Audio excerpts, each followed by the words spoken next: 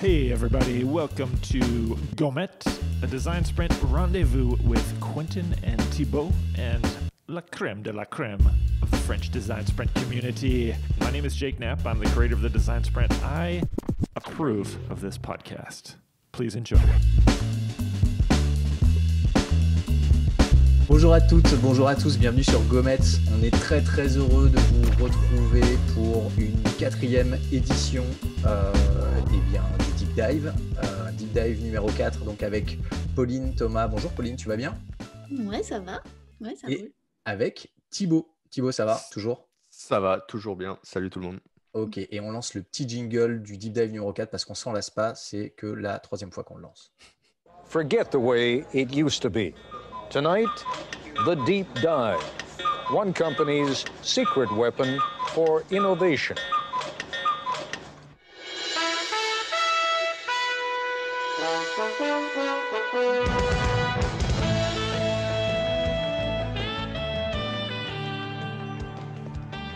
Bon alors Pauline, on a la chance de t'avoir aujourd'hui dans le lieu historique du laptop, c'est ça? C'est celui-là ou c'était celui dans lequel on te voyait avant? Mais c'est le laptop quand même. C'est là où on fait nos sprints en tout cas. Ouais, et c'est là où il y avait eu notamment la première conférence de Google sur le Design Sprint que vous aviez organisé ensemble en 2018, je crois. Ouais. C'est ça. Ok. Bon, super. Alors, pour les auditeurs qui ne regardent pas l'épisode sur YouTube, il faut aller sur YouTube pour aller voir à quoi ressemble le laptop si vous ne connaissez pas déjà.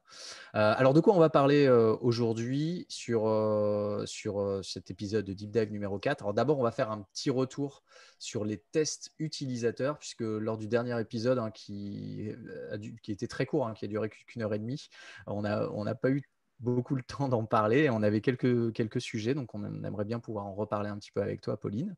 Et puis ensuite, on va finir par le dernier jour du Design Sprint Moonshot, le jour 5, qui ne ressemble pour le coup absolument en rien au jour 5 du Design Sprint de Jake Knapp. Donc ça, vous allez le découvrir dans très peu de temps. Et on va enchaîner sur une partie qu'on attend avec impatience, qui est toute la partie de l'accostage avec l'agilité, une partie sur laquelle tu as dédié un chapitre entier, donc le chapitre 6. Du design sprint, donc de l'accostage du design sprint avec l'agilité, qui n'est pas un petit sujet, parce qu'effectivement, sur tous les sujets sur le design sprint, on parle beaucoup de pendant le design sprint, et puis on arrive à la fin du sprint, on a un prototype, on a des enseignements de test, et après, derrière, qu'est-ce qu'on fait? La question se pose souvent, on la voit régulièrement sur les réseaux sociaux, elle est traitée dans des articles aussi, dans des prises de parole, dans des podcasts, mais néanmoins, il y a quand même pas mal de questions qui tournent autour de ça. Donc là, ça va être intéressant d'en parler parce que tu donnes quand même des clés opérationnelles très concrètes. Et dans ce cadre-là, on va parler des fameux sprint out, donc les deux sprints, le sprint spike et le sprint planning. On va parler story map, on va parler MVP, on va parler OKR. Alors là-dessus, les adeptes de l'agilité reconnaîtront les termes et seront probablement un peu plus à l'aise. Mais on va aussi parler design ops, on va aussi parler du rôle et responsabilités UX, PO, PM, et puis de ce qui peut créer parfois des incompréhensions ou des quiproquos sur les rôles. Là-dessus aussi, tu vas pouvoir un petit peu nous éclairer. Voilà, on a un programme bien chargé. Oui. Par quoi on commence? Je crois que je l'ai dit, non? Il faut que je dise un peu de principe encore parce qu'on a presque fini. Et oui, c'est vrai, ça. c'est vrai. Il faut passer par les tests. Alors, dans le dispatch, on en est à l'avant-dernière lettre, donc le C. Voilà, mais en plus, c'est bien parce que ça correspond bien à notre sprint out, c'est l'aspect continu. Donc, oui, pour moi, évidemment, le sprint, c'est un début, mais en tout cas, c'est jamais une fin en soi. C'est un produit pour l'entreprise, c'est un outil produit, mais du coup, c'est vraiment un jalon du processus. Donc, ça, c'est vraiment important de l'intégrer dès le début quand vous cadrez un projet. Ça on verra ça dans un autre podcast. Il ne faut pas vous arrêter là. Donc, du coup, voilà, mesurez vos efforts. Donc, voilà, donc il vaut mieux privilégier une série de sprints plus courts à un unique essai de 5 jours, parce que 5 jours, ça va vous fatiguer, ça va vous demander énormément d'organisation. C'est une ingénierie qui ne s'invente pas. Donc, du coup, une journée, 2 journées, peut-être 3 jours, et ensuite itérer avec les devs, ça c'est cool. Mais voilà, ça, c'est vraiment mon point de vue. Et ensuite, pourquoi continue, pourquoi c'est important? C'est-à-dire que vous pouvez faire quelque chose super bien en 5 jours ou 3 jours ou quoi, mais en fait, c'est pas le problème, je dirais. Enfin, c'est cool, mais ça suffit pas. C'est-à-dire il faut maintenir la portée de votre solution. Il faut créer ce cadre pour que justement elle continue à vivre. Et donc, tout l'engagement que vous avez réussi à créer pendant le sprint, en fait, il faut la maintenir, donc en continu. Et c'est pour ça que ces sprints sont des conversations que vous devez mener très régulièrement. Enfin, c'est un process. Donc, on parlera de ça avec les design ops. Voilà. Ça va? Yes. Tout un Alors, programme. Tout un programme. Du coup, on s'était dit qu'on allait commencer sur les tests. Effectivement, oui. on voulait reprendre un peu le sujet sur les tests. Yes. Pourquoi? Parce qu'en fait, après l'épisode là qu'on a enregistré il n'y a pas très très longtemps, on s'est dit on est quand même passé un peu vite sur cette partie et tu nous as un peu soufflé les mots, quoi, d'une certaine façon. Parce que tu nous as expliqué comment toi tu réalisais les tests et en fait on était, je vais pas dire en admiration, mais disons que c'était tellement différent de ce qu'on a l'habitude de faire et de voir que du coup on est resté un petit peu voilà, un petit peu abasourdi, on va dire. Voilà, j'ai du mal à trouver mes mots, tu vois, je suis encore sous le coup de l'émotion. Non, mais moi, j'aimerais bien qu'on revienne dessus parce que tu nous disais les tests. En fait, la façon de les préparer, c'est que chaque groupe, donc pour redonner un petit peu de contexte, tu as plusieurs groupes éventuellement dans un test sprint. On était parti sur ce format-là. Et chaque groupe va réaliser un protocole d'animation de test. Okay. Et à ce moment-là, tu disais que toi, tu n'avais aucune difficulté, comme le propose Jack Knapp, par exemple, à donner la responsabilité à un sprinter de réaliser ce protocole d'animation et d'aller encore plus loin, c'est-à-dire de donner la responsabilité à ces sprinters d'animer les tests. Et ce qu'on a évoqué ensemble aussi, c'est que la préparation et l'animation de tests, c'est quelque chose, on le sait très bien, c'est quelque chose qui demande beaucoup d'expertise pour être réalisé correctement. Et que c'est d'autant plus important que ce soit réalisé correctement que c'est le point d'orgue du sprint.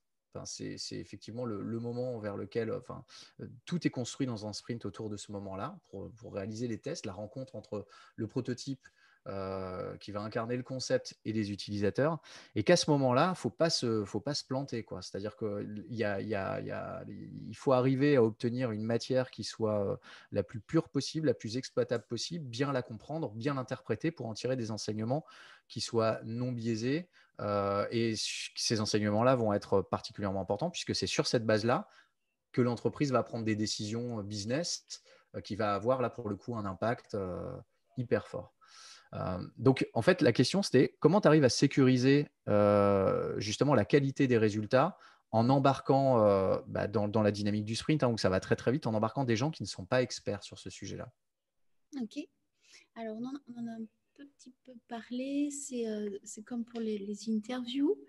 Donc, effectivement, il n'y a pas de...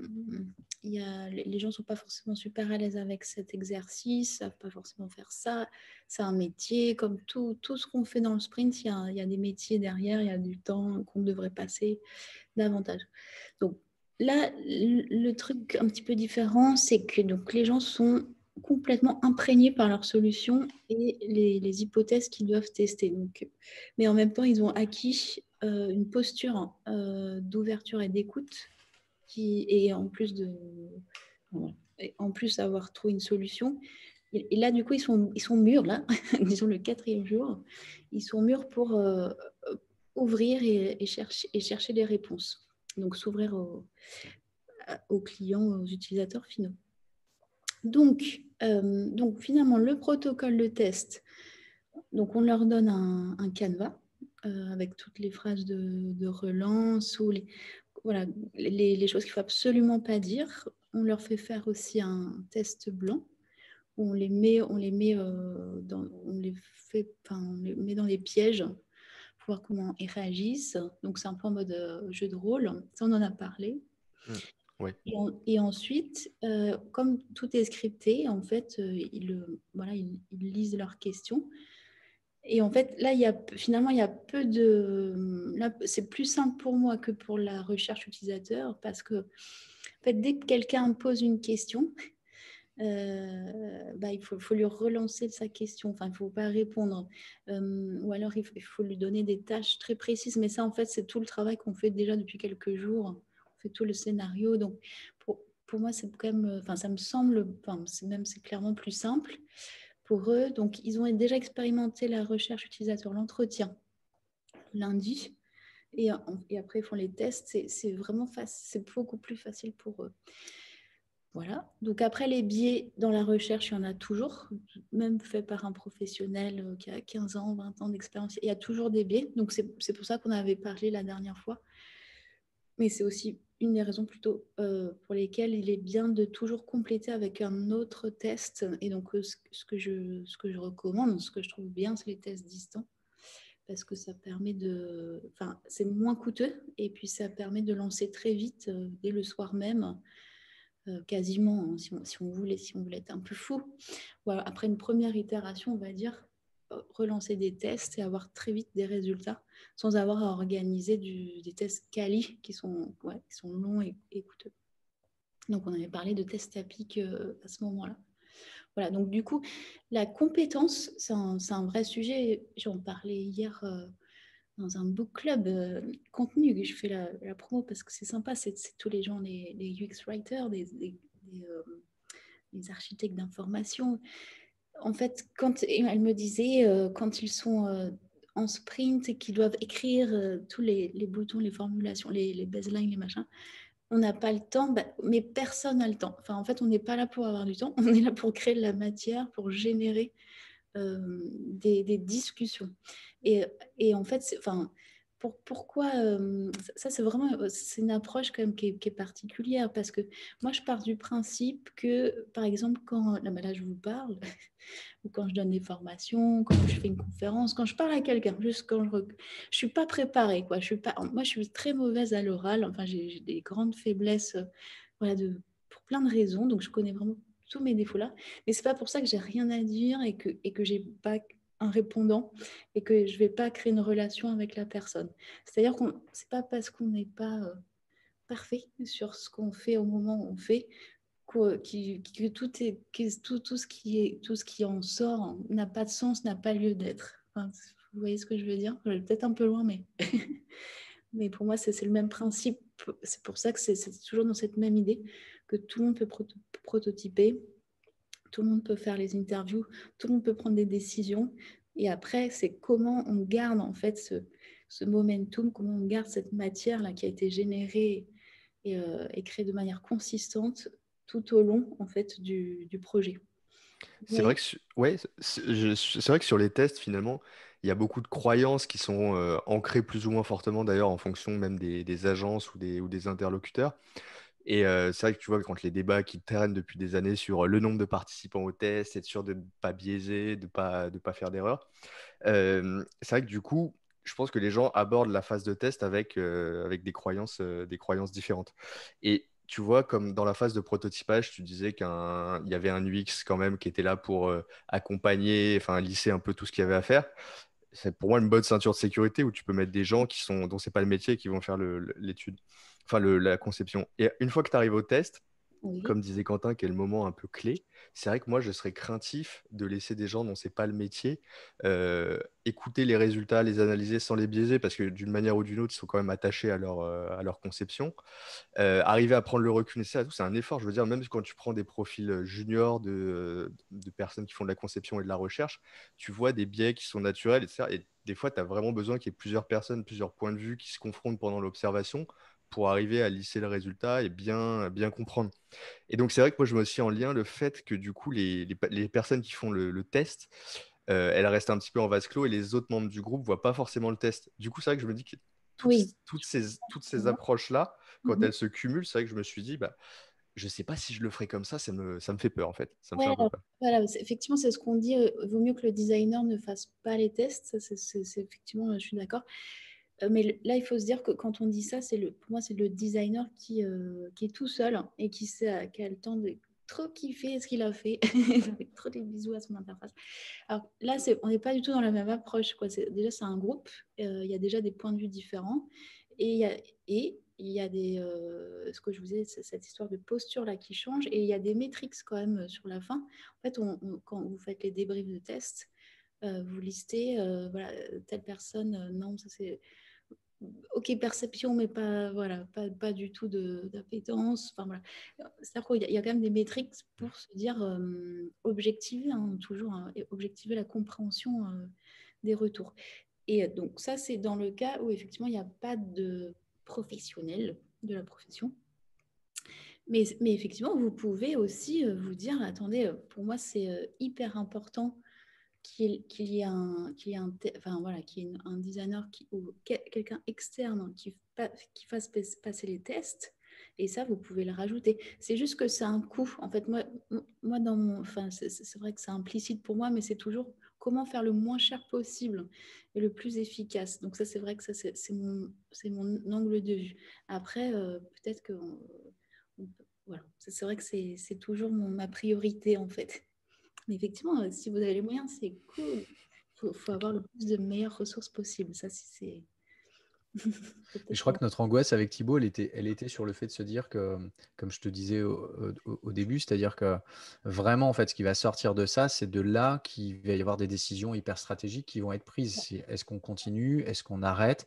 Quelles fonctionnalités, sur lesquelles fonctionnalités on décide d'investir du temps et de l'argent? Et ça peut être beaucoup de temps et ça peut être beaucoup d'argent éventuellement. Et du coup, de la nécessité de sécuriser. En fait, tout le reste du sprint, autant tu peux être à l'aise avec l'ambiguïté, à l'aise avec le fait que ce soit pas totalement parfait, que tu n'aies pas répondu totalement parfaitement aux questions, c'est pas très grave parce que c'est un cheminement. Autant les enseignements, c'est vrai que moi je le ressens aussi comme ça et c'est pour ça qu'on souhaitait revenir sur ces sujets-là.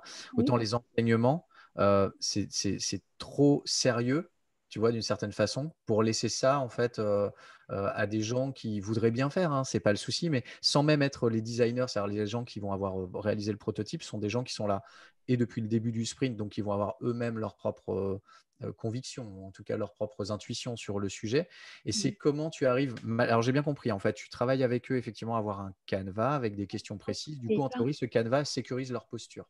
Ouais, et que nous, on vérifie. On vérifie évidemment le Tout à fait. pour pas avoir des oui, non, ou de ouais, t'aimes bien, et oui, alors. En fait, pour moi, le test, justement, c'est plus simple que la recherche parce que c'est très guidé. Il y a vraiment peu de place au hasard parce que là, on n'est pas dans l'exploration à faire parler la personne, tout ça. On pourrait vouloir ça, mais en tout cas, là, en l'occurrence, c'est pas le cas. Donc, du coup, je sais pas, moi, je pense qu'au contraire, c'est beaucoup plus simple de. En fait, c'est juste pas tomber dans les pièges. Pour moi, c'est ça le typique problème. Et après, l'analyse, c'est tout simple, hein, il a pas aimé. Alors, des fois, effectivement, ils peuvent ne pas être d'accord entre eux sur la compréhension du retour. Tout est écrit, après ils peuvent reprendre les notes. Et justement, où ils ne sont pas d'accord, une fois de plus, ça va dans la catégorie creuser, donc le lendemain, où ils ne sont pas vraiment sûrs. Quoi. Là, ils n'ont pas bien compris, où il aurait fallu creuser. Mais on voit quand même des choses qui se dégagent très clairement. Et en fait, c'est déjà énorme. Parce qu'en fait, en général, il y a assez peu de choses, de fonctionnalités ou d'idées qui ressortent clairement pour tous les testeurs pendant le sprint. Mais déjà, ça, c'est un temps de développement qui est déjà important. C'est déjà au moins un sprint de dev. Vous voyez ce que je veux dire dans cette idée de MVP ou de cycle agile, de priorisation, c'est déjà énorme en fait.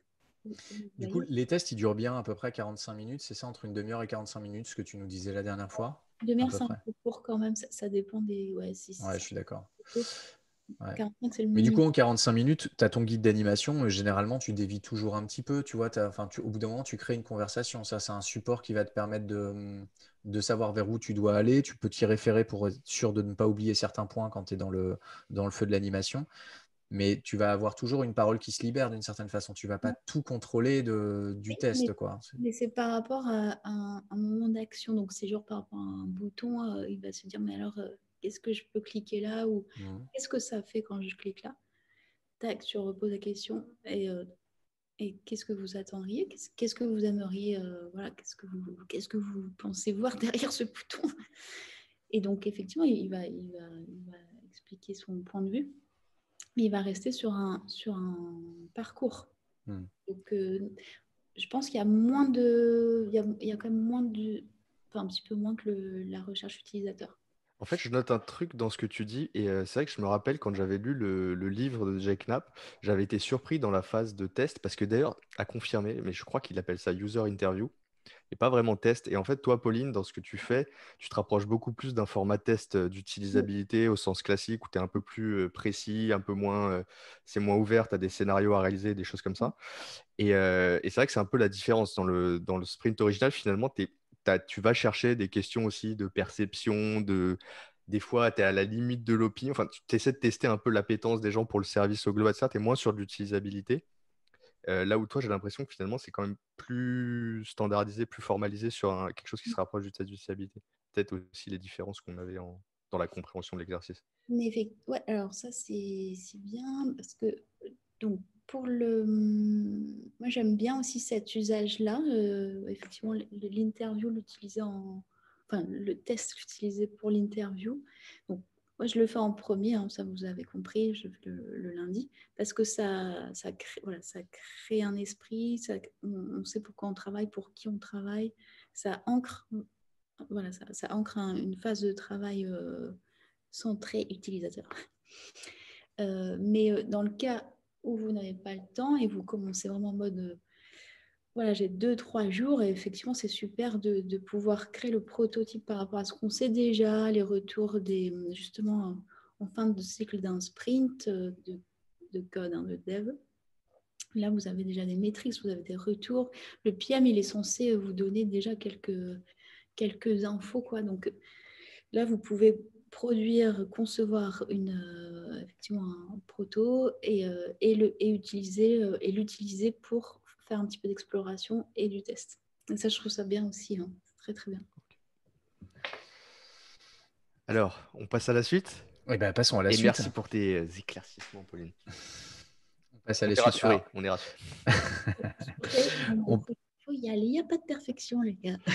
Non, c'est vrai, mais c'est vrai. Mais la question, c'est, alors non, tu vois, j'arrive pas à passer à la suite. C'est vraiment Oh là le truc. là. Mais ouais, je suis comme ça. Moi, je suis comme ça. Non, mais il y a un truc quand même. C'est le danger de créer du faux positif ou du faux négatif. En fait, c'est celui-là. Alors, je suis moins confiant que toi parce que peut-être que j'ai pas suffisamment formé ou coaché des gens qui sont totalement étrangers à cette pratique-là au départ, et que moi-même, en fait, quand je le fais, parce que ça m'arrive de le faire sur des sprints sur lesquels je suis pas facilitateur, quand je fais des tests, quand j'anime des tests, je vois bien la difficulté que c'est. C'est-à-dire, en fait, la rigueur que ça demande, et malgré la connaissance des biais, la connaissance théorique de la technique d'animation de test, la rigueur que ça demande, que ce soit dans du test ergo ou que ce soit dans la user interview, comme tu le disais, Thibaut, juste pour avoir des insights globaux sur est-ce qu'on est bon sur le concept ou pas bon. En fait, je vois à quel point c'est facile d'introduire du biais, et qu'à partir du moment où tu l'as introduit, pour rattraper toute l'équipe qui est en observation de ces tests-là, tu rames toujours beaucoup plus après quand tu es en train de dépioter la matière brute et que tu es en train de te dire attends, alors ce qui a été dit là par l'utilisateur, entre ce qu'il dit, ce qu'il fait, ce qu'il pense vraiment, il faut faire la part des choses. Et c'est vrai que c'est quelque chose qui est tellement subtil, tu vois. C'est vrai que je serais pas à l'aise avec le fait de Et je te disais, c'est pour ça qu'il faut vraiment compléter un test dans le sprint. C'est comme une maquette dans un sprint, c'est imparfait, quoi. C'est de la donnée qui doit être toujours retravaillée. Donc, c'est cet aspect continu. C'est pour ça qu'il ne faut vraiment pas penser comme. Enfin, mais ça, c'est une vraie discussion, hein, entre perfectionnistes. En plus, moi, je suis quelqu'un de très perfectionniste. Tu vois, c'est pour te dire. C'est qu'en vrai, il faut accepter. Ouais, je sais pas comment dire. Non, mais j'en doute pas une seconde. Mais ce que tu dis, tu vois, sur le fait, en plus, tu as raison. C'est-à-dire que le mantra d'un design sprint, c'est de dire done is better than perfect. Et moi, c'est vrai que j'ai du mal à l'assumer jusqu'à la fin d'un sprint. C'est-à-dire de me dire que d'avoir fait une interview, elle n'est pas parfaite, mais c'est pas grave, on l'a faite, c'est plus important de l'avoir fait. Pour le coup, sur les tests utilisateurs, s'il n'y a pas un certain niveau d'exigence, je me dis que c'est trop dangereux pour la suite. Mais peut-être aussi parce que les contextes dans lesquels j'ai fait quasiment 100% de mes sprints sont des contextes dans lesquels je sais que derrière, et c'est pour ça qu'on va pouvoir enchaîner avec la suite, je sais que derrière, on est dans des entreprises qui ne vont pas en refaire, ou très rarement. Et c'est arrivé peut-être Ok. les 15% du temps, si tu veux, où, tu vois, où des entreprises éventuellement ont itéré sur les tests. Oui, mais c'est ça le problème. C'est-à-dire que, enfin, vraiment, là, c'est le Lean UX, là, c'est cette philosophie de test continu. Tu crées, tu testes, tu apprends, tu testes. C'est ça. Si effectivement, tu sais que ça sera la seule fois qu'ils feront un test et qu'ils ont mis tout leur argent, eh bien, évidemment, tu as envie d'être parfait, leur donner. Enfin, évidemment, on a toujours envie de faire les choses bien. Sauf que là, on sait qu'on va de toute manière produire petit à petit et en plus, enfin, il y a plein de raisons pour lesquelles même un test bien fait peut être hyper mal compris, priorisé implémenté. Enfin, tu vois, les résultats peuvent être super mal implémentés. Enfin, Oui, je suis d'accord avec tout toi. est quoi. Il n'y a pas que les tests. Tout est important, quoi. C'est vraiment, tu peux pas, on peut pas désolidariser ou donner plus d'importance à un moment. Mais je pense que dans ce qu'on se dit, ce qui est important quand même de noter pour les gens qui écoutent, c'est qu'effectivement, c'est hyper important ce que tu viens de dire là. C'est-à-dire, si tu fais ton sprint dans une entreprise qui est capable d'itérer et qui est capable de ne pas prendre pour argent comptant, enfin, qui est capable d'avoir la mesure de ce qu'ils vont recueillir comme du contexte en fait de création des tests et de la mesure de ce qu'ils vont recueillir comme information, et dans quelle mesure c'est très important d'itérer sur ces infos-là. Dans ces cas-là, ça me paraît effectivement beaucoup plus acceptable, moins dangereux en fait, surtout de le faire. Et c'est vrai que moi, je ne suis pas habitué à ces contextes-là. Je suis habitué à des contextes où à la fin des sprints, c'est merci, au revoir. Et du coup, tu les laisses avec ça. Et s'il y a un petit peu d'incompréhension, tu sais que derrière, ça peut faire effet boule de neige et ça peut devenir potentiellement risqué. Alors, c'est mon côté un peu… j'aime bien dramatiser les choses. Non, mais c'est le côté un peu pessimiste, mais je me fais l'avocat du diable parce que je pense que ça quand même, ça nécessite de l'être, quoi. C'est pas un petit sujet, comme on dit. Ça marche, mais bon, tout est un gros sujet en même temps. Hein. Pardon. Non, mais du coup, alors, c'est tant mieux parce qu'on en arrive là, puisque derrière, l'idée, c'était de voir, effectivement, on en avait parlé la dernière fois, c'est-à-dire que là, le jour 4 se termine. Le jour 5 commence, donc tout le monde dort sur ses enseignements. Le jour 5 commence et tu démarres avec… alors, si on en suit, je crois, le planning du Sprint Moonshot, sur le jour 5, tu démarres avec un débriefing, c'est ça au début? Ouais, toujours, ouais, de tous les jours, ouais, on débriefe ce qui s'est passé, les difficultés, les trucs cool, qu'est-ce qu'on a appris. Enfin, c'est vraiment la discussion, là. C'est un peu la météo du jour. Hein. Il y a plusieurs icebreakers qui permettent aussi voilà, de partager dans le groupe ses émotions, quoi, comment on est, pour voilà, démarrer sereinement. Ok. Et après, du coup, il y avait le Start Stop Continue. Ça, on en a parlé, on va pas trop revenir dessus. Ouais, Et une fois qu'on a fait ça, on a identifié quelles étaient effectivement les fonctionnalités qu'on allait garder, ce qu'on allait arrêter, ce qu'il faut commencer à faire ouais. concrètement. Et du coup, alors l'étape d'après, dis-nous. Alors, donc là, moi, j'ai découvert avec Nathalie Richand, qui est coach agile, la Story Map. Et donc ça, c'est Jeff Patton qui a écrit tout un livre dessus. Et j'ai eu la chance de suivre une formation juste avant le confinement et où tu étais là, Quentin, où j'ai eu la chance de te rencontrer. Et donc, donc c'était quand même, on a eu de la chance quand même, hein, parce qu'il nous a dit, bon, bah, surtout survivez. Et là, j'ai fait, oh putain. Ouais, c'était le jour d'avant, c'est vrai. Donc, enfin bref, tout va bien. On est là, tout va bien. Enfin bref, donc du coup, ce qui m'a vraiment intéressée, c'est que alors lui, c'est comme vous savez, je crois, je vous avais dû comprendre, pour moi, l'expérience map, la cartographie d'expérience, le service blueprint, le customer journey, ça, pour moi, c'est vraiment la clé, enfin, c'est vraiment notre doc de référence, c'est vraiment pour moi, c'est vraiment la fondation de l'UX, quoi. Donc, ce qui fait que nous, on l'intègre tout de suite pendant le brief. Après, on le développe après les interviews. Donc, on est toujours sur un parcours. Après, on fait le storyboard, après le prototype. Et donc, on est toujours là à des moments clés de l'expérience. Et là, donc, ce qui est super cool, c'est que le story map permet c'est vraiment le livrable ou le document de référence, le master, je sais pas, qui permet d'aligner. Donc, évidemment, l'équipe projet, l'équipe métier, les designers, enfin tout ce qu'on a fait, enfin tout ce qu'on a fait avec tous les métiers, et les développeurs, les équipes agiles. Et là, petite parenthèse, sur cette journée-là, Pauline, on est avec la même équipe que sur les jours précédents ou on est sur une équipe un peu Alors, différente? ce que j'ai pas expliqué encore, c'est vrai et ça, je pense que c'est pas super clair dans mon bouquin. Enfin, je sais pas, vous me le direz. C'est que finalement, le sprint planning, c'est une journée en soi qui est intégrée dans le moonshot. Enfin, c'est un des sprints out que j'ai intégré dans le moonshot. Finalement, le moonshot, c'est une articulation d'un sprint in, le ignite, et le sprint produit et le sprint planning. Je ne sais pas si c'était clair ça. Bah, on s'est posé la question avec Quentin juste avant l'épisode et on avait une question, on voulait clarifier ça avec toi, donc c'était presque clair. Il y avait un Voilà. petit doute. Notre hypothèse, c'était ça, mais on n'était pas certain. J'ai fait un petit schéma, mais je ne l'ai pas expliqué. Donc, ouais, donc voilà, c'est ça.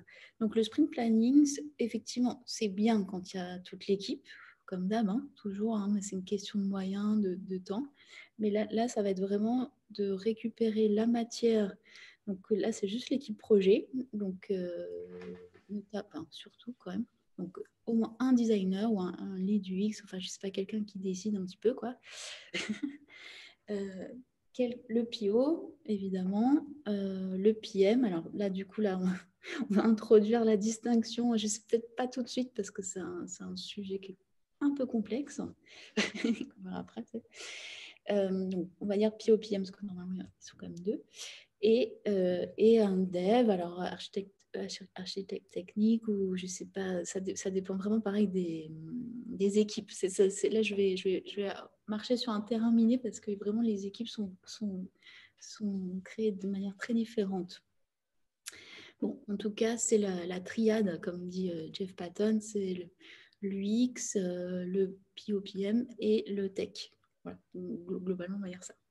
Donc là, on reprend le parcours utilisateur, les grandes étapes de l'expérience, mais on ne va pas forcément tout faire. C'est au moins cette idée qu'il faut absolument qu'on garantisse une expérience consistante, continue, même minimale. Donc, quelles sont les étapes de l'expérience qui représentent, qui incarnent notre proposition de valeur? Parce qu'on sait que ça a de la valeur. Parce que du coup, on a fait quand même tout ce sprint pour savoir que cette expérience a de la valeur. Donc, on va se positionner sur ces étapes-là. Donc, il n'y en a peut-être pas, je ne sais pas, il y a des services qui ont 10 étapes clés. Il y en a qui ont 5. Enfin, voilà, bon, on va en choisir peut-être 5, 6. Bon, ça, on verra. Ça dépend vraiment des projets. Et puis, c'est là où on commence la priorisation après le start, stop, continue. Donc, le start, c'est vraiment... on va récupérer dans le start ce qui est toutes les fonctionnalités. On sait là, c'est bon, là, il faut y aller, on développe, on y va. Et après aussi, donc il y a aussi tout ce qu'on va starter. Donc starter par exemple des tests pour aller découvrir peut-être d'autres. Alors ça serait plutôt le creuset, pardon. Donc tout ce qui est le creuset, pardon, ça va venir plutôt en dessous. Enfin, donc ça va s'empiler comme ça. En fait, plus c'est haut, plus c'est prioritaire et plus c'est bas, moins ça l'est. Donc, ça ressemble au canevas de Moscou. J'allais dire Moscomule. Je l'emmerde. On n'est pas là. Bon, bref. Il est midi, donc Tout va bien. il fait beau. Ça se voit pas. Non. Donc, Moscou, donc ce qui est intéressant, c'est bon, en plus, c'est très connu. En fait, ça, vous dites ça dans les entreprises, vous ne parlez même pas de story map à la limite. En fait, c'est une question de vocabulaire, hein, toujours, il faut faire attention à ça. Donc, le must-have, donc c'est vraiment, tu es obligé de le faire, quoi. Tu n'as pas le choix, parce que sinon, ton service, il ne tient pas debout. Donc tu as peut-être au moins un enregistrement, évidemment, achat, enfin, je parle de truc de panier, parce que c'est le truc le plus évident, mais quelle est vraiment l'expérience minimale. Après, si tu veux rajouter un petit peu plus de chair. Alors, c'est ça qui est marrant dans son image, c'est qu'il parle de skeleton. Donc, le skeleton, c'est au moins voilà, le squelette qui marche. Et bon, il est pas beau. Enfin, voilà, il a vraiment aucun style. Mais il fait le job, quoi. Il va d'un point A à un point Z, quoi. Et après, on va lui rajouter le dressing. Donc, c'est qu'on va l'habiller, quoi. On va lui mettre une petite veste et tout ça. On va lui mettre voilà, un visage. Et donc là, on va avoir vraiment tout ce qu'il y a à la désirabilité du service. Et donc ça, évidemment, ça c'est toute cette séquence en fait de priorité, de développement, de cycle, de sprint, de dev. En fait, ça c'est très bien pour créer le MVP. Mais évidemment, quand on est en séquence, voilà, quand on travaille vraiment au niveau du should have, bon, bah là, on peut se dire que là, déjà, votre service, il est déjà comme bien implanté. On a déjà corrigé les erreurs, on a itéré sur ces erreurs, on a peut-être enlevé des trucs qui n'étaient finalement peut-être pas nécessaires. Enfin, voilà, on a déjà vécu avec ce projet. Donc là, en fait, on continue du coup un petit peu les couches. Sauf que les couches du passé, donc les must-have, etc., les premières couches du début, bon, maintenant, elles marchent, quoi. Il n'y a plus besoin trop de les questionner, forcément. Enfin, en tout cas, pour l'instant. Vous voyez, donc on peut quand même le prendre. C'est donc l'outil, disons, donc le story map, finalement, ça sert à quoi? Ça sert à prioriser les user stories pour que le PO puisse les intégrer en fait dans le backlog. Et ce qui est chouette, c'est que c'est un outil, c'est une méthode qui permet à l'équipe, voilà, suite au sprint, de se dire, voilà, on se dit que ça c'est vraiment important. Donc c'est le backlog grooming, enfin c'est un peu ce moment-là, hein. C'est un outil qui sert à voilà, prioriser les user stories. Donc ça se fait aujourd'hui de manière enfin il y a plein de manières pour ça, mais là, c'est ne pas oublier le parcours utilisateur, l'expérience utilisateur. En gros, c'est ça. Voilà. Il y a plein d'autres choses à dire, mais je vais peut-être arrêter mon flow si vous avez des questions. Non, c'est ça. Moi, ce que je voulais savoir, c'est comment en fait, le story mapping, donc c'est une représentation très visuelle sur une ligne temporelle où on a le début du service, la fin, enfin, le début de l'expérience, la fin de l'expérience. Et sur effectivement, ces différents grands moments, comme tu le disais, de l'expérience, on va mettre en dessous en vertical. Là où l'expérience est représentée de façon horizontale, en vertical, on va mettre effectivement tout ce que tu disais, toutes ces couches là avec le must-have, le should-have, le could-have, etc. Et c'est comment tu fais depuis un prototype qui va être un petit peu imparfait, qui va peut-être pas couvrir l'ensemble aussi de l'expérience, pour remplir cette story map. Encore une fois, j'imagine qu'on accepte le fait qu'elle soit, puisque c'est un outil qui est vivant comme tous les autres outils, j'imagine qu'on accepte aussi qu'elle soit pas tout à fait parfaite à ce moment-là. Mais du coup, on va l'alimenter, ce découpage fonctionnel, on va le faire à partir du prototype.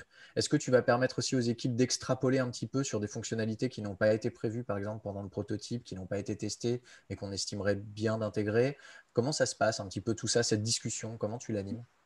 Oui, c'est vrai que le story map, là, je vous parlais juste avant d'une création de story map au début, mais effectivement, elle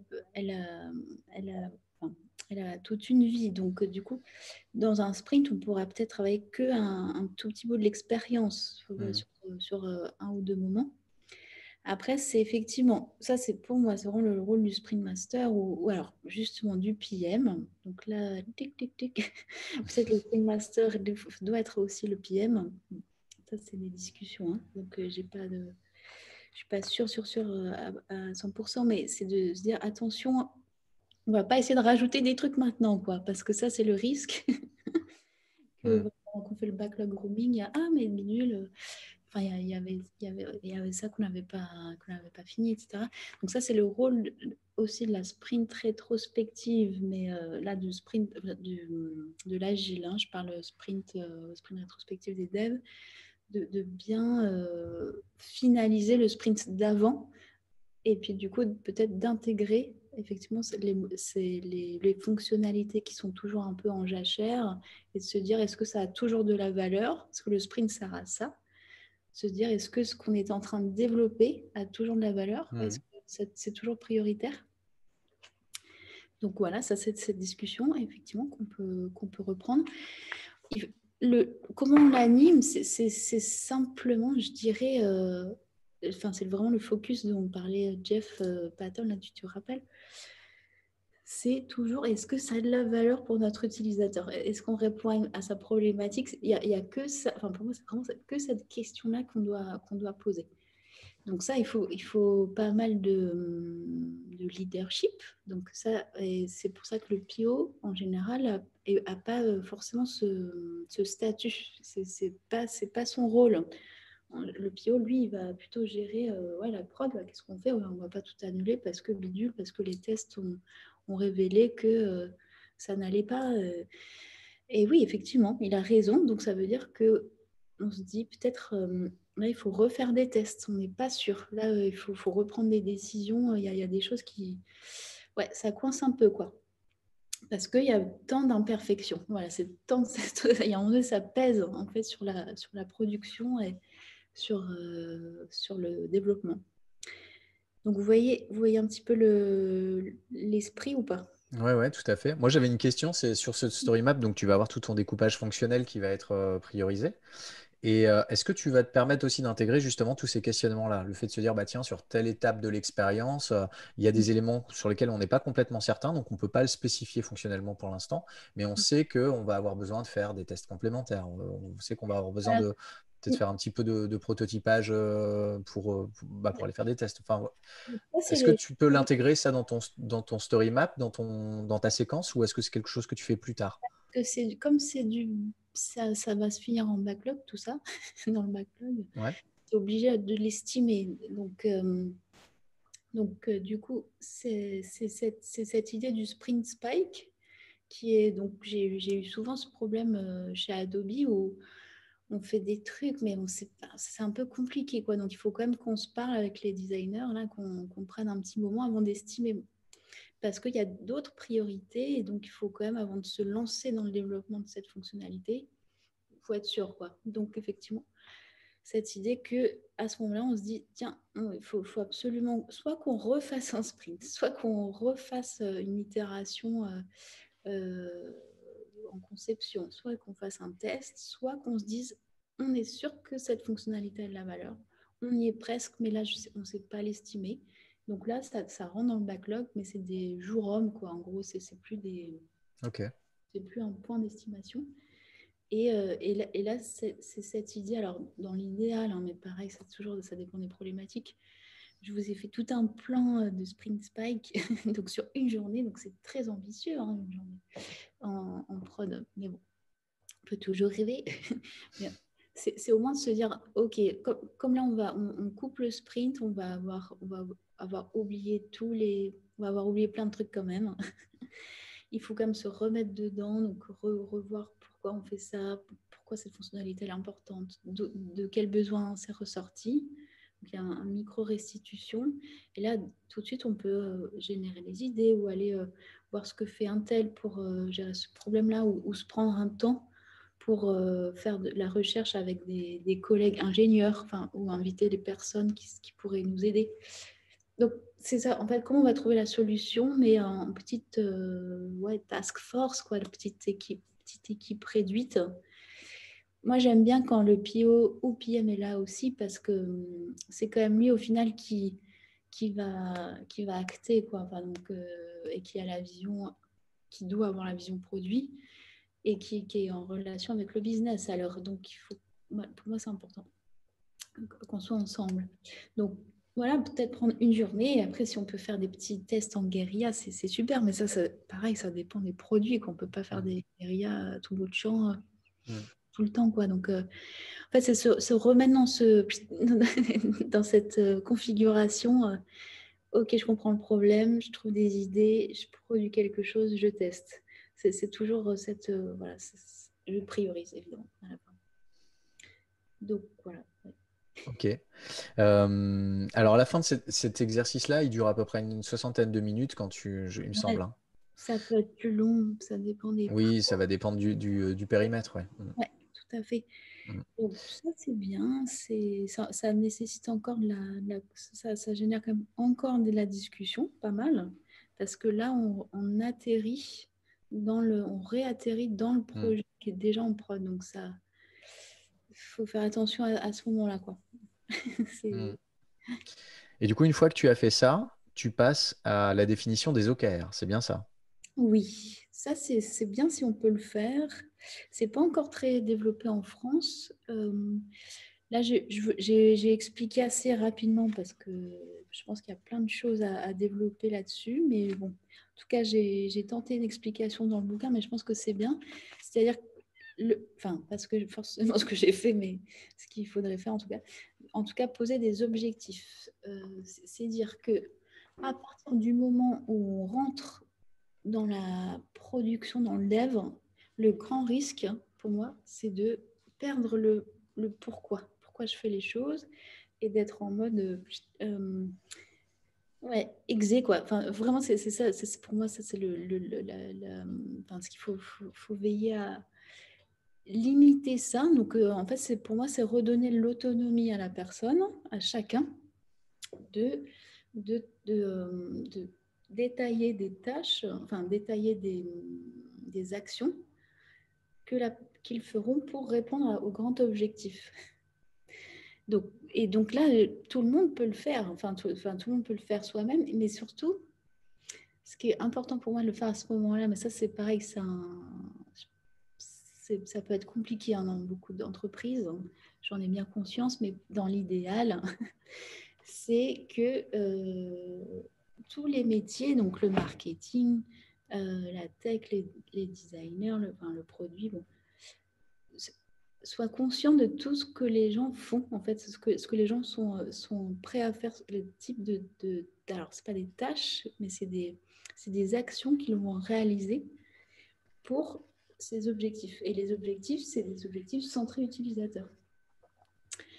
Donc que ça soit aussi une phase d'idéation en termes d'action. C'est-à-dire que je vais, pour je sais pas, développer, je sais pas, si je parle pour le laptop, par exemple, là, je sais pas, j'aimerais m'adresser davantage, par exemple, au RH, c'est développer une cible RH, par exemple, sur notre site.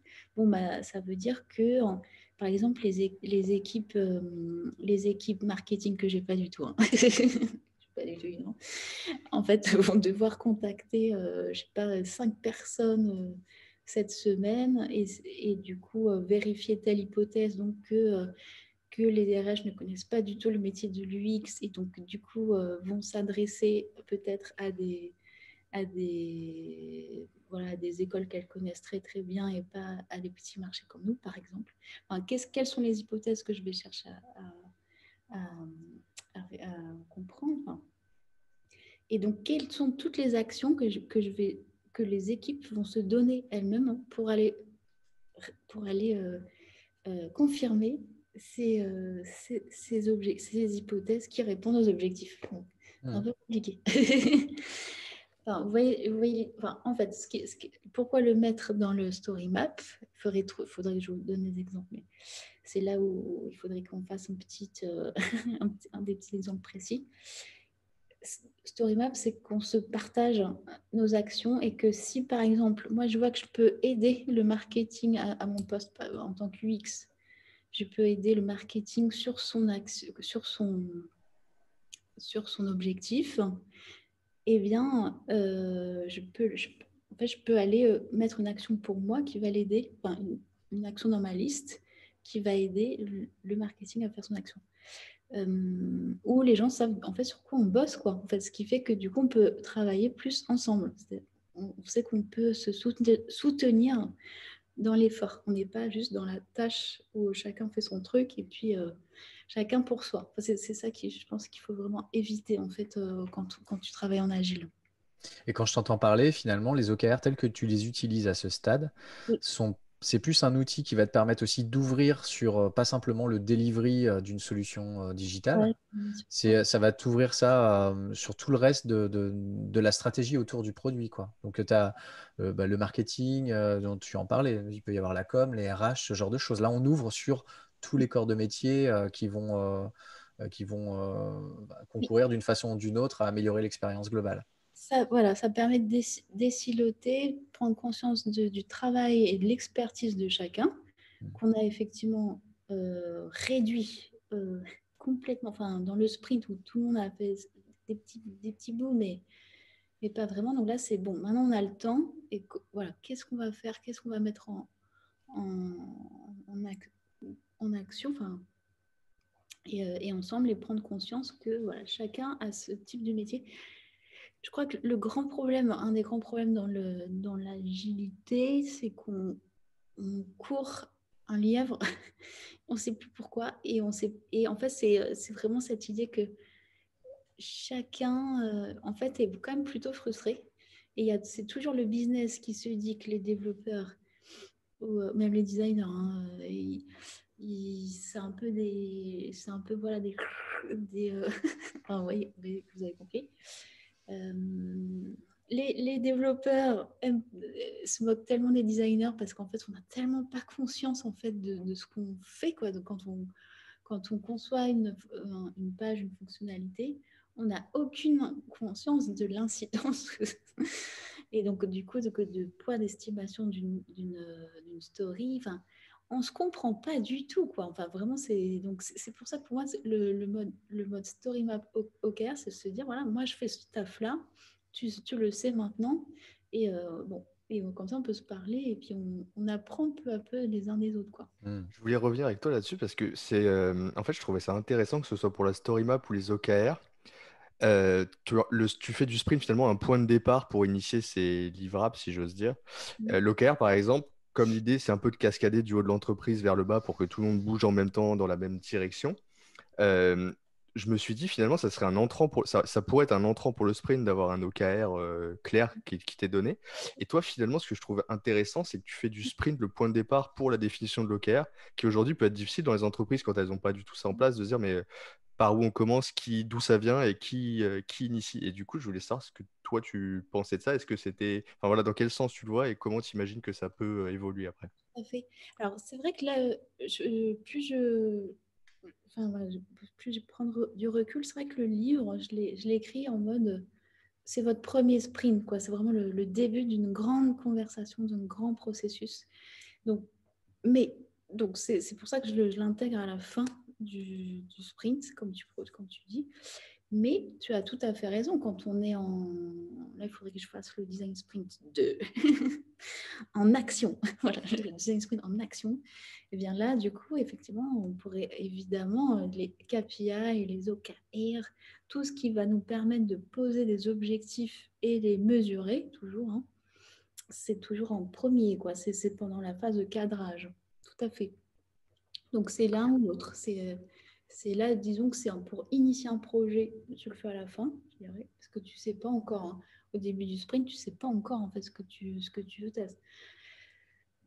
Tu peux imaginer plein de trucs, plein de choses, mais tant que tu ne l'as pas validé auprès de tes utilisateurs, ça ne sert à rien. Donc, c'est pour ça que les KPI, au début, c'est un peu compliqué, je pense. Ok. Ok. On avait parlé aussi, tu as évoqué le sprint spike très rapidement.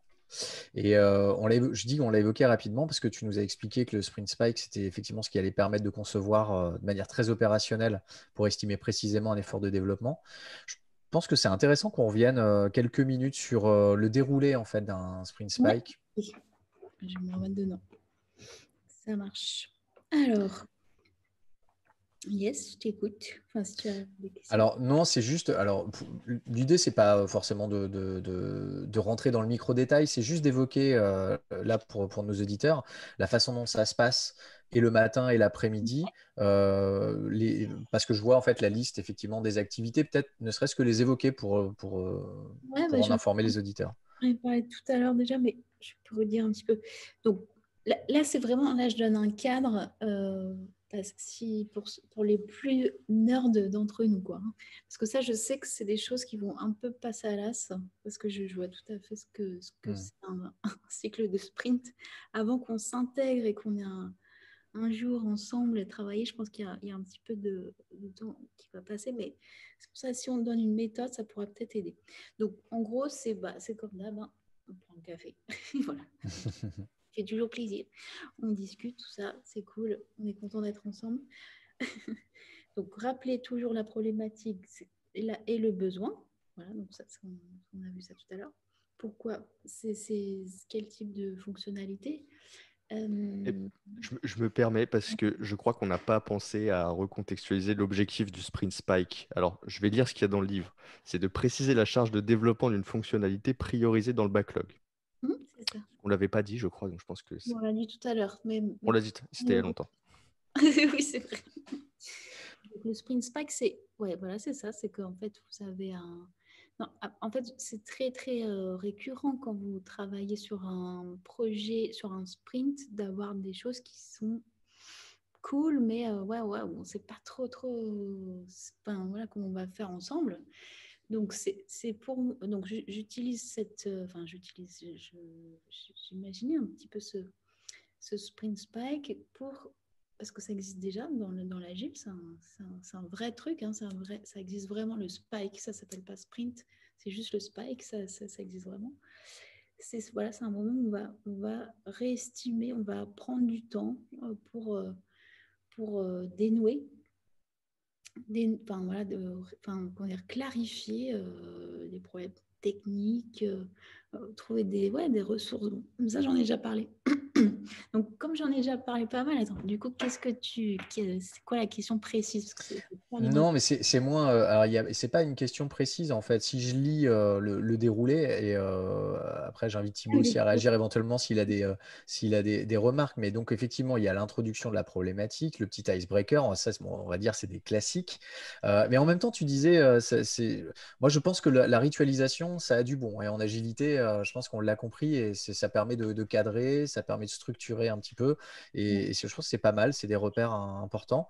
Après, il y a une phase d'inspiration de 15 minutes, donc tu en parlais comme ça. Et cette phase d'inspiration, elle consiste en quoi, du coup, sur un périmètre hyper restreint comme ça? Comment ça se passe? Comment tu l'organises? À quoi ça ressemble, quoi? Soit en fait, on peut utiliser, on peut faire un petit benchmark, c'est-à-dire qu'il y a D'accord. chacun, c'est ce que j'adore travailler j'adore travailler avec les développeurs parce c'est des personnes qui sont très, qui ont une culture numérique de dingue, quoi. Et qui regardent tout, comment tout est fait, etc. Donc, du coup, ils ont plein d'idées. Ils ont plein, ah oui, il y a le service qui fait ça. Et des fois, c'est un peu trop à côté, mais ou au contraire, ça marche ultra bien. Donc, en fait, c'est un échange, en fait, de qu'est-ce que j'ai vu qui pourrait ressembler à ça. C'est un micro-benchmark qu'on fait. Donc, c'est le même style, en fait, du benchmark qu'on fait en sprint. Ok. Rappeler, j'espère. Oui, là, ça va, ça, on s'en souvient. Et donc après, il y a le Crazy 8, ça, on connaît. Et puis après, tu as le One Big Idea en 5 minutes. Ouais, alors ça, c'est le One Big Idea, c'est un mix entre le Solution Sketch et le Crazy 8. C'est-à-dire que c'est juste que tu vas garder une idée de ton Crazy 8 et tu vas juste prendre 5 minutes pour l'imaginer, vraiment prendre le temps de dessiner. C'est plus simple. Ça, c'est bien pour raccourcir le temps d'idéation. Voilà, étant donné qu'on a déjà quand même beaucoup de choses, on a déjà un site qui existe. Enfin là, il y a vraiment, on va pas réinventer la roue, quoi. Donc le Crazy 8, limite, c'est vraiment plus pour... Là, c'est plus une purge d'idées, et puis qu'est-ce que j'ai vu dans mon benchmark, en tout cas dans mon échange informel d'inspiration, de veille. Et donc, qu'est-ce que je vais récupérer? Et que chacun se mette dans une disposition de créativité et toujours, c'est cet échange guidé, c'est qu'il n'y ait pas une personne qui parle, que ça ne se fasse pas à l'oral, que ça se passe toujours dans la production, la priorisation. C'est très guidé, quoi. Ok, mais c'est ça qui était intéressant, je pense, d'évoquer, c'est effectivement ce séquencement sur une journée, c'est comment tu arrives de l'introduction de la problématique au débrief et à l'analyse des tests qui va nous permettre de mettre à jour le backlog en fin de journée et de mettre à jour la documentation. C'était un peu le séquencement, donc Donc voilà, donc toute la matinée, en fait, tu la dédies au prototypage, donc Ouais. sur un micro-périmètre Ouais, ouais. fonctionnel. L'après-midi, tu vas faire les tests, donc j'imagine Ouais. de la même manière un petit peu que les séquencements qu'on a déjà commenté. Alors ça, c'est si tu as besoin. Bon, là, j'ai mis le plus gros spike qu'on puisse faire. Ouais. Effectivement, si on a besoin de tester davantage, parce que, comment dire, et puis si on peut tester, enfin, c'est toujours ça, hein, on sait pas trop. Donc, par exemple, bon, chez Adobe, moi, c'était bien parce que je travaillais pour Adobe, en fait, pour les métiers directement. Donc, je pouvais assez vite récupérer aller choper les gens pour vous faire tester les idées, quoi. Donc, ça, c'est possible. Donc, c'est un peu du guérilla. C'est genre, donc, tu vois la machine à café, tu dis, t'as pas 15 minutes, tu vois, tu te mets en ordre de marche pour sortir ton idée vite, enfin, qu'elle existe, qu'elle soit incarnée un jour. Donc voilà. Mais aussi, ça peut faire partie de. Donc, si elle est, du coup, si on a réussi à l'estimer, parce que c'est possible qu'une journée ne suffise pas hein, pour estimer une fonctionnalité, on peut aussi se dire, bah là, en fait, il nous faut vraiment travailler davantage. Et là, du coup, c'est un travail soit pour le technical architect ou un des devs ou l'UX, enfin, j'en sais rien, ça dépend vraiment des sujets. Et donc là, on peut s'arrêter, tu vois, au prototype. Donc, et si on veut tester, eh bien voilà, là, ça, là, vous le savez comment on fait. c'est plus guerrier, hein, c'est plus à l'arrache. Mais au moins, ça rentre dans le sprint dans lequel on est, du code sprint. Et ce qui fait que ça, après, ça sera testé en démo et puis après avec des tests, des vrais tests utilisateurs. Donc ça, vous pouvez le déporter à un autre moment, si vous voulez. Vous n'êtes pas obligé de le faire tout de suite. Ok. Ouais, c'est ça. Ok. C'est important, s'il y avait un truc vraiment important, et là, du coup, peut-être qu'on peut parler des rituels ou les cérémonies. C'est que c'est une des cérémonies où il est vraiment important que le PO ou PM, designer UX et dev travaillent ensemble. Voilà, c'est régulariser ces moments, quitte à développer moins de choses. Ça, c'est un vrai sujet. Hein. C'est du management après, en fait. Hein. c'est développer moins de choses, mais au moins que les gens travaillent ensemble régulièrement pour rester engagés dans la solution, dans la durée, et faire un travail de meilleure qualité parce qu'ils le font conscience, quoi. Enfin, ça, c'est vraiment le sujet, quoi, pour moi. C'est le sujet de fond du livre. Je ne sais pas si vous l'avez compris, mais... Si, bah, Si, alors c'est si, la ouais, dernière partie d'un livre, généralement, c'est effectivement le point d'orgue aussi du livre. Et là, on avait alors, pas mal de questions, en tout cas pas mal de remarques, puisque effectivement, comme on le disait au début de cet épisode-là, tu évoques plein de sujets qui ne sont pas évoqués généralement dans les sujets quand on parle de design sprint, qui sont effectivement toutes les subtilités qui vont faire le succès d'une intégration, d'une démarche de design, j'ai envie de dire, au-delà même du Ouais. design sprint à proprement parler, mais d'une démarche de design qui soit pérenne dans le temps. Et c'est ça qui est hyper intéressant dans ce que tu partages, c'est quelles sont les conditions clés du fait d'arriver à maintenir un momentum en fait qu'on peut connaître, parce que le design sprint, ce qu'il a permis de rendre populaire en fait, c'est toute l'euphorie qu'il peut y avoir autour d'une démarche de design bien menée. Et effectivement, après, le drame, c'est quand cette euphorie-là, elle retombe, ce momentum-là, cette énergie, cet enthousiasme, cet entrain retombe. Alors, on ne peut pas toujours être au max, ça c'est sûr, il y a Ouais, des moments où il faut qu'on se repose. bien sûr. Mais néanmoins, il y a quand même un certain nombre voilà, de choses à mettre en place, de sécuriser. Et tu parles de beaucoup de choses. Moi, alors on peut réagir comme ça un petit peu à chaud, mais dans cette partie-là, tu parles d'effectivement un des éléments clés dont tu parles et que tu abordes, c'est le fait de communiquer et d'engager la conversation après le sprint, Mm. qui passe notamment par le fait de restituer des enseignements du sprint. Tu Mm. parles de ça. Et ça, je trouve ça, pour commencer par là, je trouve ça hyper important, effectivement, c'est comment faire en sorte que le savoir qui a été accumulé pendant le sprint continue de circuler. Parce que c'est bien là-dessus aussi que ça va continuer à vivre, en fait. Et tu donnes des petites astuces assez simples. Alors, des astuces, je ne sais pas si c'est une astuce, mais sur le fait de constituer, de maintenir une base de connaissances des usages, tu parles du fait de justement d'utiliser des outils type Airtable, par exemple, pour arriver à organiser cette base de connaissances, la rendre accessible à tout le monde, à toute l'équipe, pour la rendre tangible, en fait. Se dire, OK, derrière un design sprint, il n'y a pas juste le prototype, c'est qu'un moyen, effectivement, d'arriver à des insights qui eux-mêmes seront des moyens pour arriver à continuer à développer la connaissance sur un sujet. Et ça, il faut arriver à le rendre opérationnel. Et souvent, c'est un manque, quoi, parce qu'effectivement, je pense qu'il y a pas mal de designers, de facilitateurs qui travaillent en agence, qui ont leur rôle s'arrête au moment où ils délivrent le fameux PowerPoint ou le PDF ou au moment du débrief. Et puis après, généralement, c'est rangé dans un dossier, c'est rarement réouvert. Or là, ce que tu proposes après derrière, c'est effectivement comment arriver à rendre ça pérenne, comment continuer à faire vivre en fait l'ensemble de ces enseignements. Oui.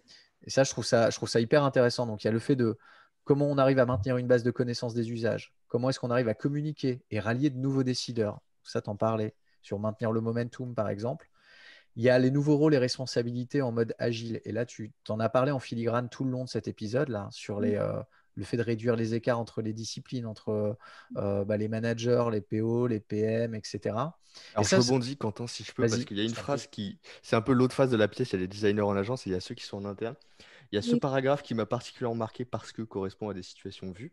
Force est de constater que peu d'équipes agiles fonctionnent de la même manière, mais on remarque quasi systématiquement que l'UX designer est vu comme un graphiste, que le chef de produit fait le travail de l'UX, qu'aucune recherche utilisateur et tests utilisateurs ne sont faits de manière suivie, à part les tests de bugs, assurance, qualité. Je dis ça, je suis contente, je suis fière de moi. T'es tombé juste. C'est vrai que je l'ai vu à 2 reprises. Il y a des fois, je me suis lâchée quand même, c'est bien. Encore là, j'ai pèse mes mots. Et comme disait Quentin, c'est vrai que du coup, après, tu proposes des solutions pour répondre à ces deux problèmes qui tournent autour de la même chose, mais qui sont quand même assez différents. Ouais, pour moi, sinon, à chaque fois, je me dis, mais le problème, ouais, il y a tellement de problèmes. Mais bon, j'essaie de trouver le master problème à chaque fois. Donc, le problème. C'est que, j'en parle dans toute l'intro, c'est vraiment le côté très descendant, quoi. Le côté, voilà, il y a la stratégie et ça redescend et puis ça doit être développé, enfin, ça doit sortir en produit. Le sprint, pour beaucoup d'entreprises ou le mode agile, c'est on produit, c'est de la prod, mais on ne réfléchit pas. En fait, pour moi, c'est hyper stratégique, en fait, l'aspect opérationnel est ultra stratégique. On ne peut pas désolidariser les gens qui font, les gens qui fabriquent, qui pensent et qui décident et qui mettent leurs compétences au service d'une solution. Comme juste des exés de la stratégie, quoi. C'est vraiment pas possible. Enfin, pour moi, je m'oppose complètement à ça. Donc, ce qui fait que, deuxième chose, c'est que la stratégie n'a pas les outils, les moyens, enfin n'a plus les bons moyens de décider.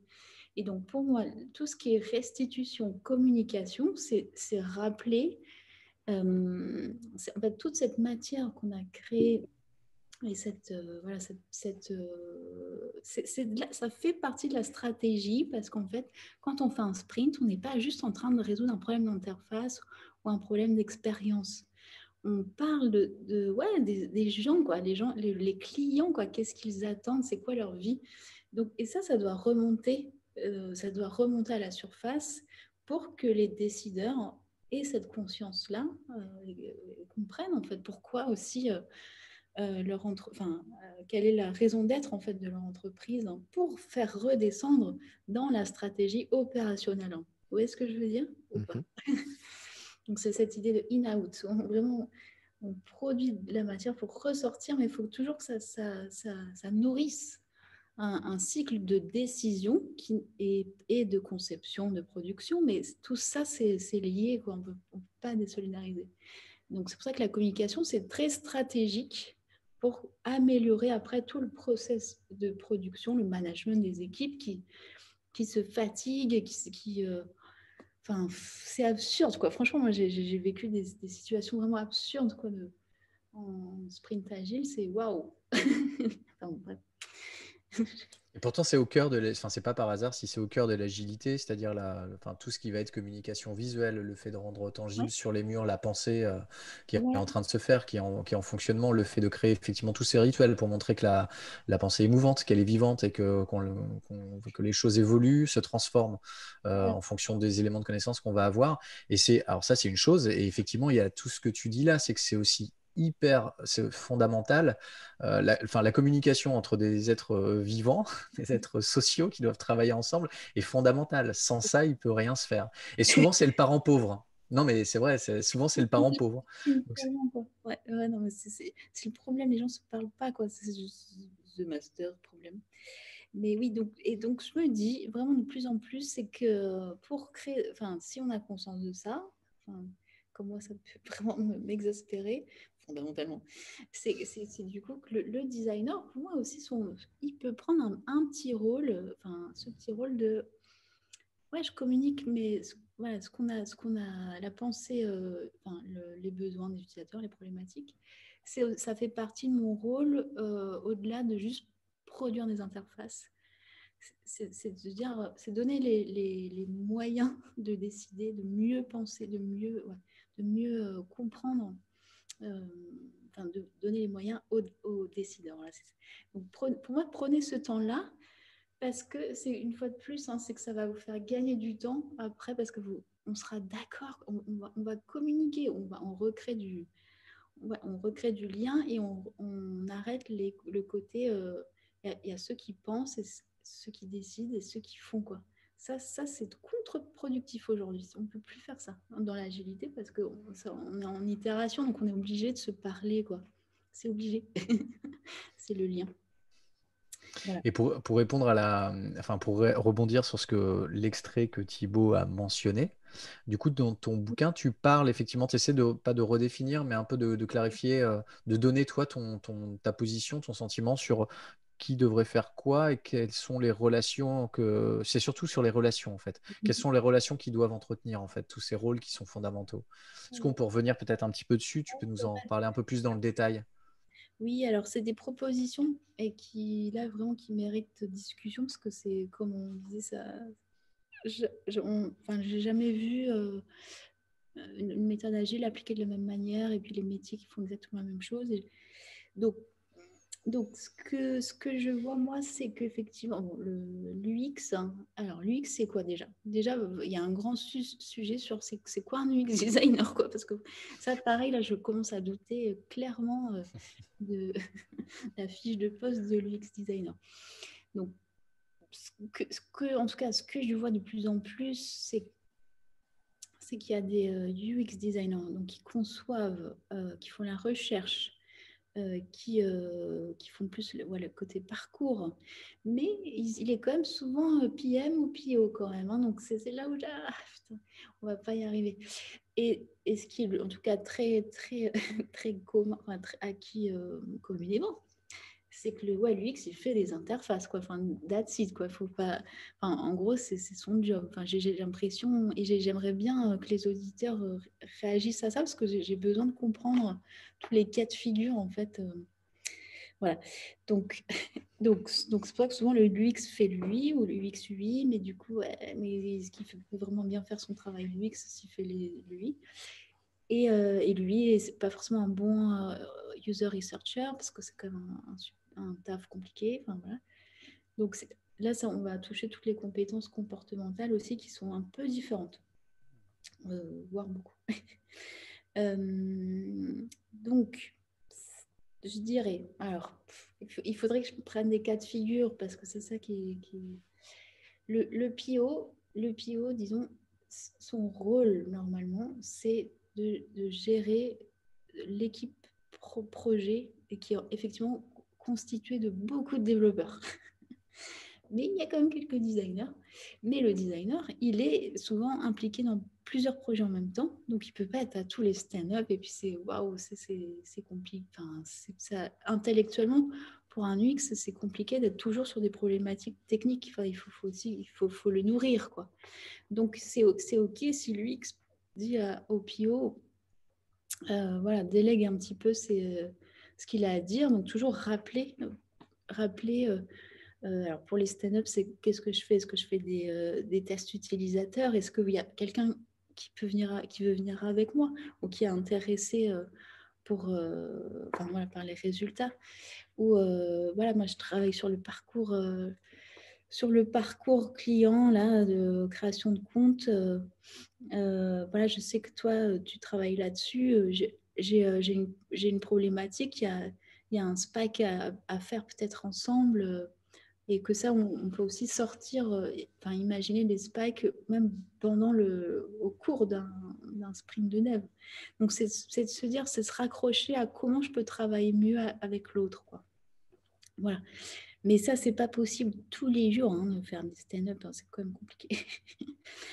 Et après, ce qui est aussi important, c'est que les devs comprennent dans quel, voilà, comment dire, dans quel cycle, à quel moment du cycle ils se trouvent, mais qu'ils puissent aussi avoir toujours un mot à dire. Mais ça se construit en créant une culture, donc le design ops, là, le fameux. Donc il faut que les uns et les autres s'intéressent à l'autre. Alors attends, parce que là du coup, ce qui est compliqué, c'est comme il y a tellement de manières de le présenter, peut-être faudrait me guider un petit peu.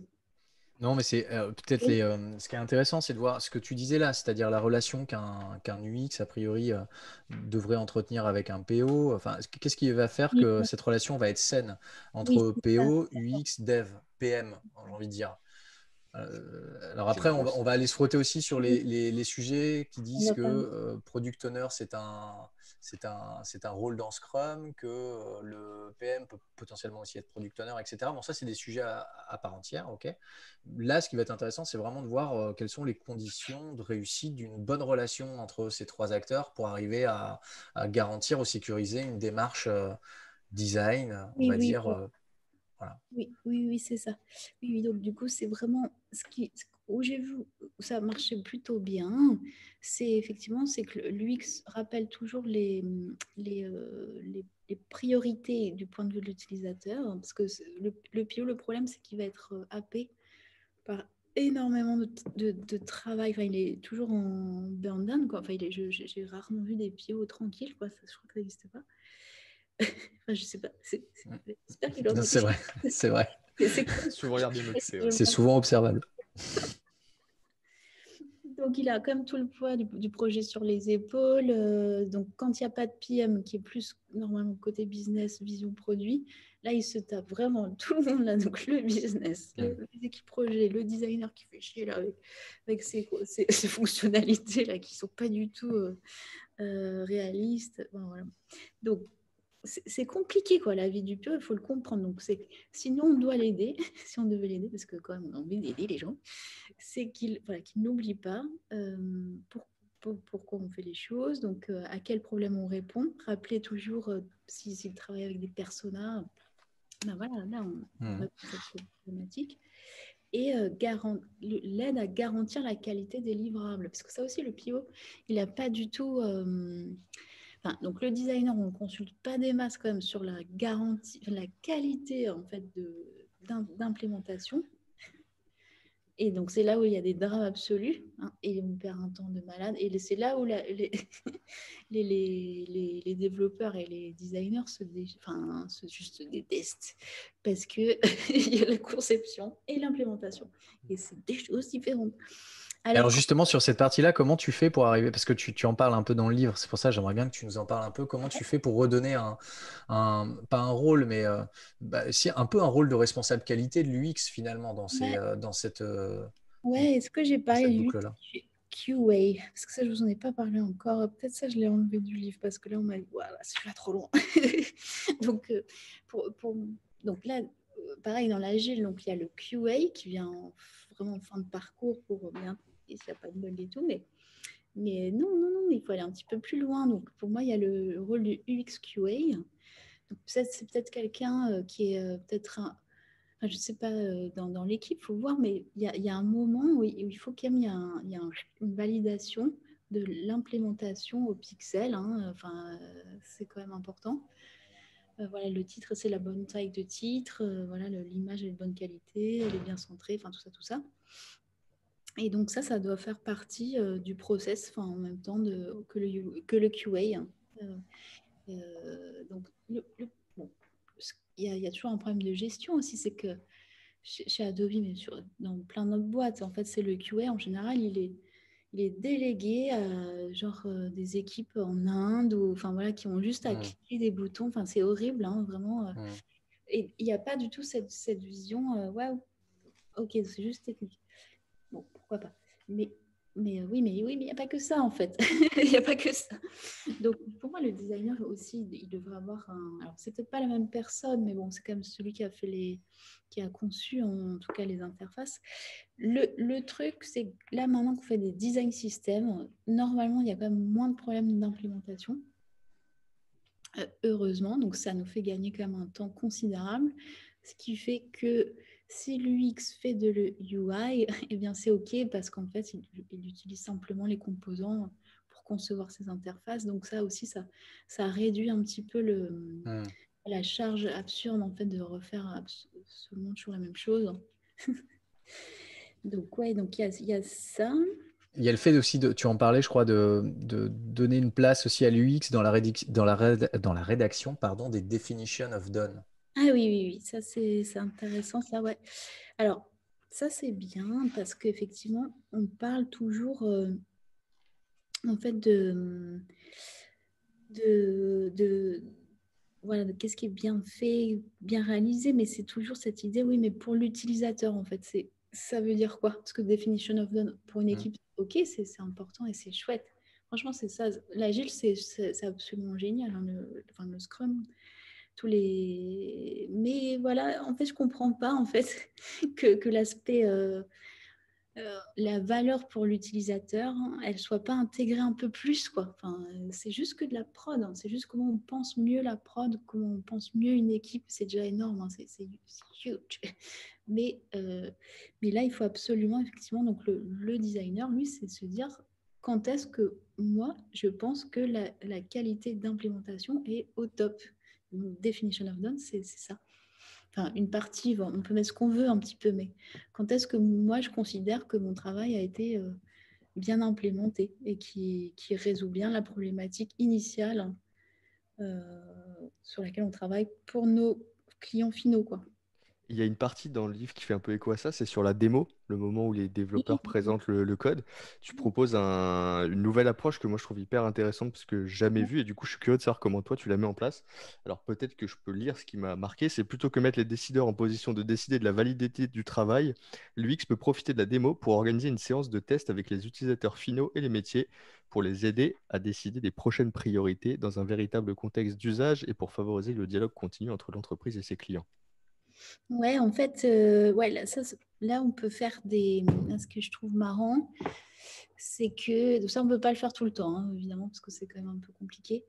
Mais c'est utiliser, enfin, c'est le même principe qu'on fait pendant les tests utilisateurs du sprint, du design sprint. C'est un peu plus à l'arrache, mais c'est que là, du coup, c'est-à-dire que c'est pas, on ne fait pas un test avec vitre sans teint et vraiment dans les règles de l'art. Hein.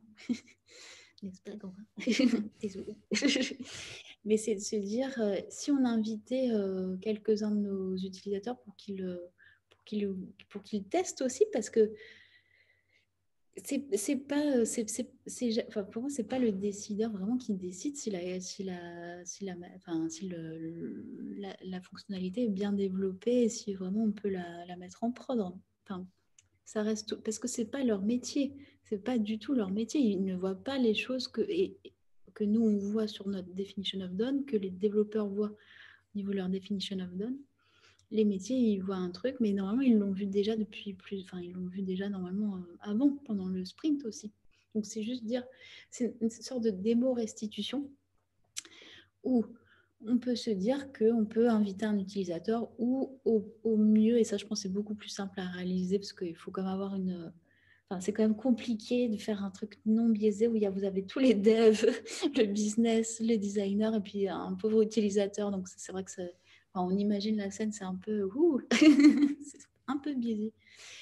Mais c'est au moins de filmer un test et de montrer pendant la démo. C'est ça que je voulais dire par là. Enfin, je pense que ça, c'est plus facile à faire. Hein. Parce que moi, ce que j'avais fait, c'était avec les métiers. Donc, c'est des gens, comme je travaillais pour le RH ou quoi, je faisais venir les gens. C'était plus simple.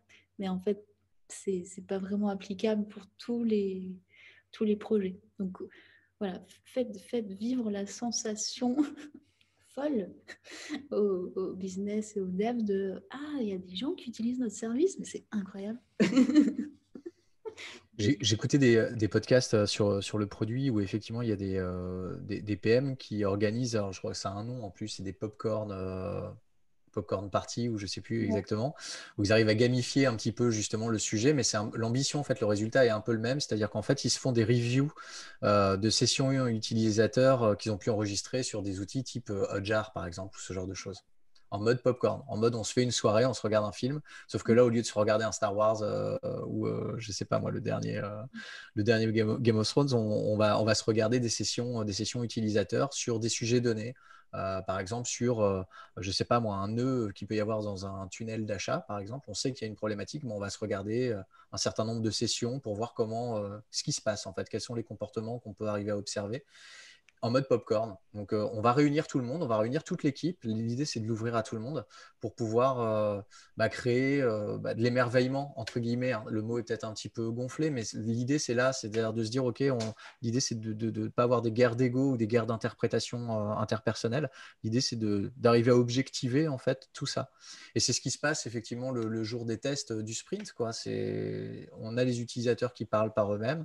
Leur voix n'est pas filtrée, elle n'est pas reprise par quelqu'un qui va la biaiser éventuellement ou la prendre à son compte et tirer la couverture vers soi. Et ça crée cet en commun, en fait. Donc c'est intéressant et j'ai l'impression que c'est un peu la même idée. Et c'est vrai que je pense que créer ces moments-là, arriver à recréer régulièrement ces moments-là, c'est quelque chose qui aiderait beaucoup dans l'objectif dont tu parles dans ton livre tout le temps, qui est d'arriver à créer des moments de communication, des moments d'empathie les uns les autres, en fait. Hein. Tu sais, quand tu es entre les designers, les devs, le marketing, que les gens arrivent à mieux se comprendre et ils arriveront à mieux se comprendre à travers la voix de l'utilisateur, quoi, d'une certaine façon, finalement. Et puis, c'est bien le côté popcorn, j'adore cette idée. Mais parce que c'est cette idée que c'est cool, quoi. Enfin, notre travail, il est cool. Enfin, c'est pas la démo et le business arrive et tac, il décide. Et puis là, enfin, faut arrêter, quoi. Pour moi, c'est cérémonial où il faut servir le maître, quoi. Enfin, pour moi, c'est vraiment, excusez-moi, c'est vraiment maître-esclave, quoi.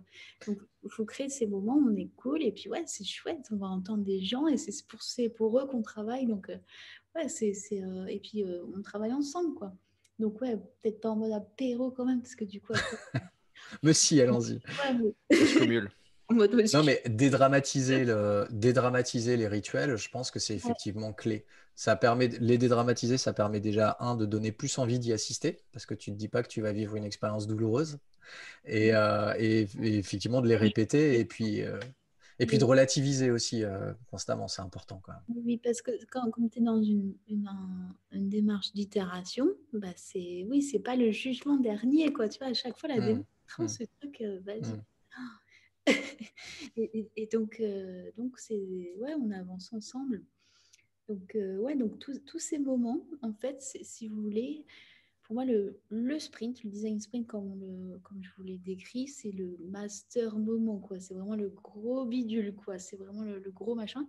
Mais après, tous les autres cérémonies, c'est comment on injecte un petit peu de l'esprit du sprint, de manière un peu guidée quand même, hein, où il y a certains métiers qui prennent un peu plus enfin, sont prépondérants. Donc la démo, c'est quand même un moment pour les devs, mais le UX, quand même, il est là aussi, il a sa responsabilité. Donc du coup, comment on crée un petit lien, enfin, un gros lien, donc ça peut être quelque chose qu'on fait ensemble. Et ça, et en fait, les développeurs, en fait, quand ça se passe bien, c'est trop cool. Enfin, dans le sens où ils ont aussi intérêt à ce que vous présentiez votre vision, la manière dont ça a été implémenté. Et puis, du coup, quand on fait la place à chacun, c'est hyper apprécié, quoi. Donc ça marche. Donc, c'est ça. Après, il y a oui, l'open space, ça, c'est vraiment sympa comme les peer reviews, les design reviews. Ouais. En fait, c'est vraiment des moments où en fait, c'est cette culture du design, en fait, ou cette culture de la créativité, si on oublie le mot design, c'est comment en fait, c'est intégrer le maximum de personnes dans ce processus de résolution de problèmes, et pas que les designers, ni le PO, parce qu'il a autre chose à foutre, le pauvre. Et si lui aussi évidemment, mais pas, que tout retombe sur ses épaules. Et c'est aussi cette idée que les bonnes idées, il faut pas que ce soit une personne en fait qui soit en charge de ça. Donc c'est pour ça que c'est un peu la guerre avec les PM, les PO. Aujourd'hui, dans certaines boîtes, les PM décident de tout. Et non, non. Après, il y a des gens qui finalisent qui priorisent et qui ont le leadership et la conviction, voilà, pour mener un produit dans la continuité. Et donc, pour moi, ça, c'est le PM, mais c'est pas forcément lui qui décide de tout, qui soit en mode création, résolution de problèmes, quoi. Il faut donner ces espaces, en fait, à tous les membres de l'équipe. Donc, à des petits moments précis quand on a besoin d'aide, quoi, qu'on se parle, quoi. Voilà. Je vous propose, moi, d'arrêter l'épisode là, sur ces bonnes paroles. Parce qu'on a évoqué plein de sujets, c'était chouette. Comment, Pauline? Je ne t'ai pas entendu. Les entreprises. C'est ma mission. Non, mais merci encore, Pauline. Merci, Pauline. C'était top. Alors, la prochaine fois, ce qu'on va faire, c'est que là, on arrive sur la fin de cette série de Deep Dive. On a évoqué beaucoup de choses. On a parlé des Sprint In, on a parlé du Sprint Moonshot très en détail, puisqu'on y a accordé quasiment 2 épisodes. On a parlé des Sprint Out aujourd'hui. On a parlé de l'accostage avec l'agilité, des enjeux, des facteurs clés de sujets, sur ces sujets-là. Et le dernier épisode, on aimerait le dédier du coup à un gros chapitre dans ton livre dont on a très peu parlé, mais par contre dont on a senti en filigrane nos échanges qu'il y avait probablement beaucoup de subtilité, qui est donc la facilitation. Alors je pense qu'on va le relier ce sujet-là à la préparation du sprint, préparation plus facilitation. Et je pense qu'on va avoir pas mal de choses à dire et on espère que tu auras quelques petites anecdotes croustillantes à nous partager. Ouais. Bon, merci. Merci à toi. À très bientôt. À bientôt. Salut. Et again, achetez le livre. J'en ai plein là-bas, plein. C'est offert. Gourmet.